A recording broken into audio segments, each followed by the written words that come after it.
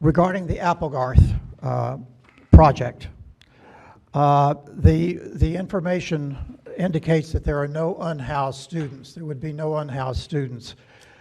Yet classrooms are being added to that, even though I think I understand why. I think it would be very important for the public to have a very clear understanding of why classrooms are being added to Applegarth, yet there are no unhoused students there. So that's just a point of information to the board in terms of what would help the public to understand that. There are 5 spaces in Applegarth that are being converted to classrooms. Are those 5 part of the 12 that are being added? So that would end up being a total of 17 additional classrooms. And there is no mention here as to what's happening with the old boiler system. And I know a lot of people are aware of that, so I would suggest that the board make that very clear. In terms of the middle school, do the sketches that are in the back of the room accurately reflect the additions to the middle school? Because it appears to me, when I look at that, and from what I remember from past board meetings, that seems to be a much larger addition that was then cut back, yet that doesn't appear that it's been cut back at all. Just a little point of confusion. Regarding the middle school and high school projects, I noticed that the ratio of unhoused students, high school to middle school, is in a ratio of more than 3 students in the high school for each student that's at the middle school. In other words, there's more than 3 times as many unhoused students in the high school as at the middle school. In terms of classrooms, there's slightly more than 1 classroom in the high school for each new classroom in the middle school. I think that's a bit confusing for the public, and I would suggest that there be some clarification on that. Then going to the proposal that you're looking at tonight, there are some things here that I think, myself included, the public will need some explanation of. The second paragraph speaks of the final eligible cost and said something about the debt service aid percentage will equal up to 40%.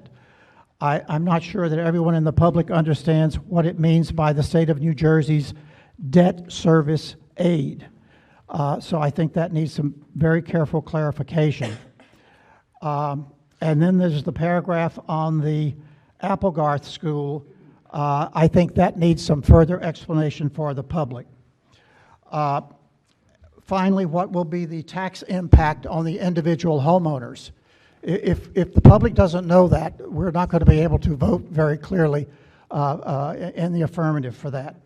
And I'm sorry our attorney is not here tonight, but I was wondering if board members are allowed to advocate for the passage of the referendum. And are they allowed to discourage the passage of that referendum? So I think the public is entitled to a very clear explanation of that. And I think members of the board also need a very clear explanation as to what they can or cannot do relative to this referendum. Thank you. Thank you, Mr. Poi. Ms. Allen, did you want to discuss the debt service part of his question and the state aid? Yeah. So the debt service. Your mic, Laura, please. I know. The debt service is what we get from the state. There is a, what they do is they take the preliminary eligible costs and they take 40% of that, and then it's been the practice over the past several years to take 85% of that, and that is what you will get in your state aid through debt service. So each year. So if we're saying the project is going to be $103 million, and if the eligible costs are $51 million, it brings the state aid amount to $17 million, a little over $17 million, which we will get back over, every year we'll get back a portion of that through state aid. Does that make sense? Okay. Okay. Did you want to? I mean, that's the explanation. That's the explanation. It's The state of New Jersey gives up to 40%, and that is how it has to be worded legally in the resolution that we're passing. It's not a hard 40% because they have the ability to reduce that, as Laura was saying, by approximately 15% has been their standard.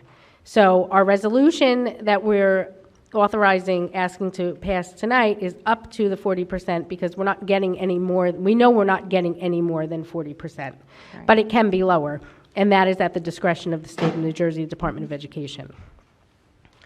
There were some other questions. Do you want to answer them, or do you want us to maybe ask Mr. Take to try to elaborate on some of it? I think Mr. Tate can answer, I mean, I can answer a few too, but I think some of them specific to the classrooms, the 17.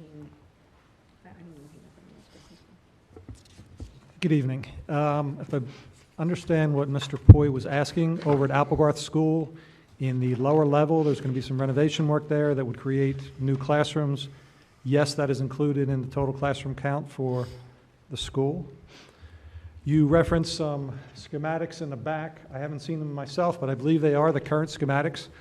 During design development, the board considered two options over the middle school. One had more classrooms than the other. There was a Phase A and a Phase B. The board proceeded with Phase A, which is essentially 17 new general ed classrooms at the middle school, and that is what is reflected back there, not the larger project. And I don't recall his other questions. The high school and the middle school ratio. I don't understand his logic or Neither do math I. on that. I mean, there are 4 years here at the high school versus 3 years at the middle school. Maybe that somehow ties into it. And there could be a discrepancy in that, as our middle school does not include students that we house in the high school from our from our sending district, Jamesburg. So that does have, we do increase enrollment here up at the high school due to that. That could.